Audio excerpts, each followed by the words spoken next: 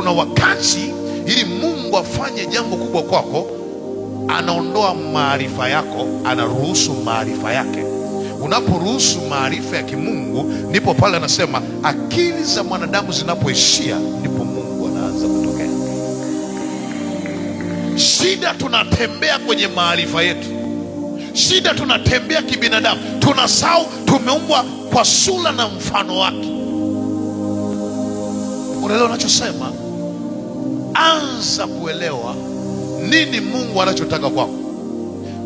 Kwa sababu gani? Utambulisho ulionao utasababisha Mungu aje kujitambulisha kwako. Mungu anafuata Musa, anamwambia mimi ni Mungu wa baba yako. Halafu tunaona kijiti kinawaka. Sasa kama kijiti kwa Musa kinawaka, na wewe unataka kwako kiwake?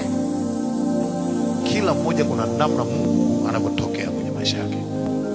Narudia tena, yani kwenye maisha yako kuna namna Mungu atatokea kwenye maisha yako. Haijalishi nini unachopitia, kuna namna atatokea kwenye maisha yako. Wengine hapa Mungu atatokea kwenye tatizo. Wengine hapa Mungu anatokea hakuna tatizo, anatokea. Wengine anatokea kwenye tatizo. Kijiti kinawaka.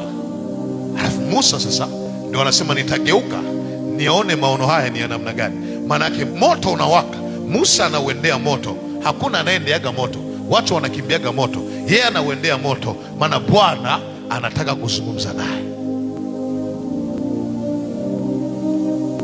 Wanatupwa kina Meshaki kwenye tanuru la moto.